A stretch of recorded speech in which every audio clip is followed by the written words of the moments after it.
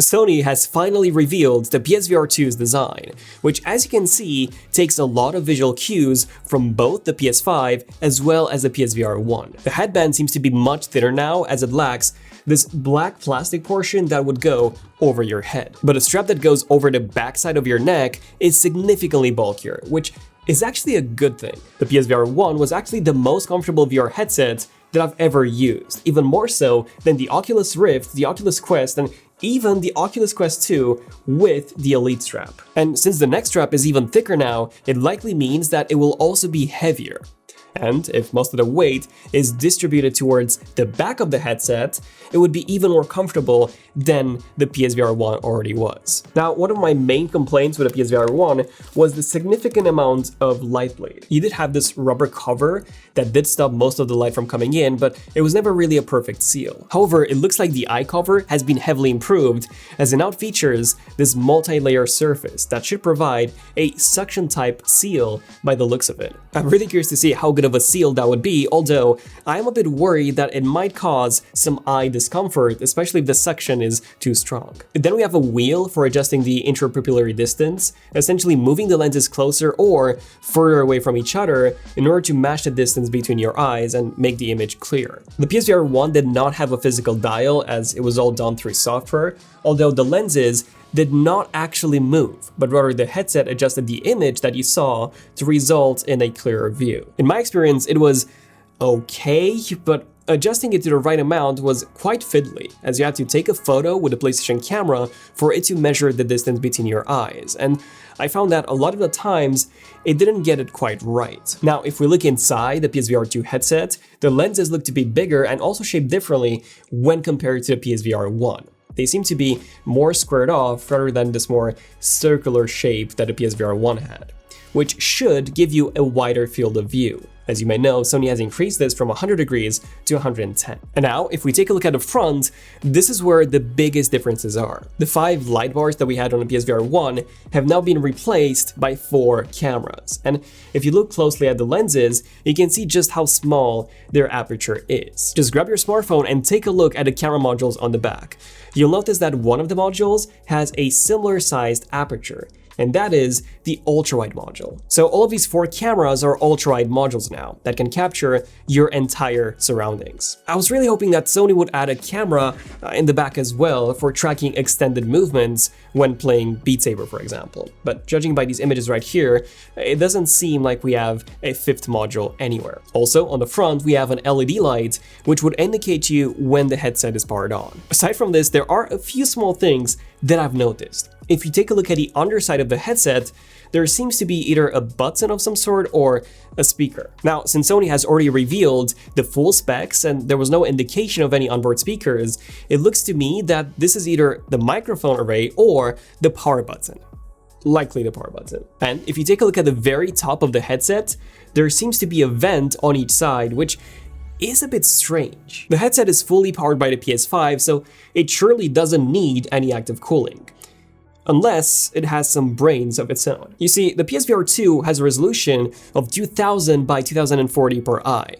That is a total of 8,160,000 pixels. A 4K resolution has a total of almost 8.3 million pixels, so the PSVR 2 has a tiny bit fewer pixels, but it will also run at 90 to 120 frames per second, which means that the PS5 will be pushed way harder when it is running the PSVR 2. However, Sony has already revealed that the PSVR 2 would feature foveated rendering and eye tracking, which means that instead of the entire image being rendered at full resolution, only the portion that you'll be looking at would be, to save on processing power. Still, the PSVR 2 would also require a full-scale room tracking that would need to be updated a few times every single second, which means that even with that foveated rendering technique, the PS5 might still struggle. So I think that this might actually be handled by the PSVR 2 itself, reason why we do have those vents there. If we take a look at the PSVR 1, there were no vents at all.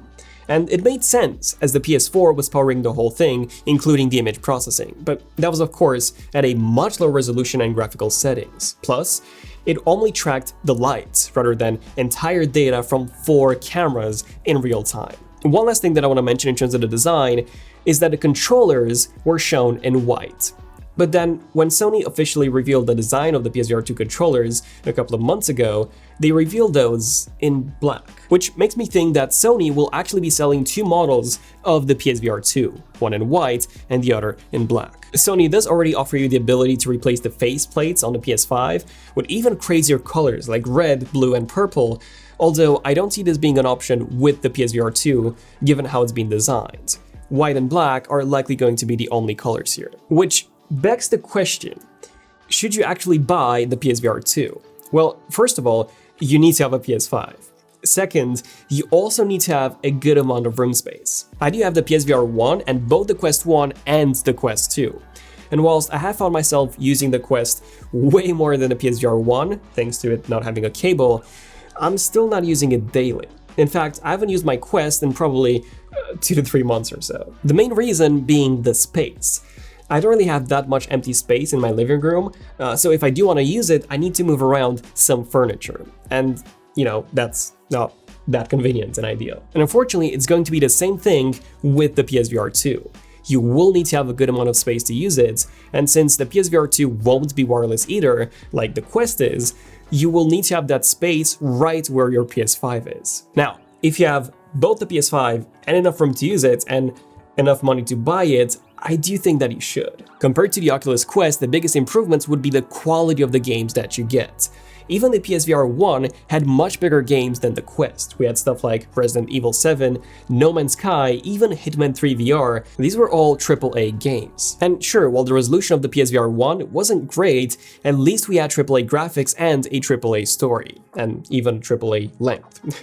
I cannot really say the same about the Quest. There are a couple of very impressive titles like Red Matter, The Room, but those were more like experiences. And that's because they were quite short, about 3 to 5 hours, and while the story was good, the games still felt more of like demos rather than, anything more. So if you want AAA titles, the PSVR 2 would be able to provide those. On top of this, if you already have the PSVR 1 and you're looking to play your current collection of games, but at even higher settings, then that's another great reason to consider upgrading. The resolution of the display is getting improved by a factor of 4x, which is pretty insane when you think about it.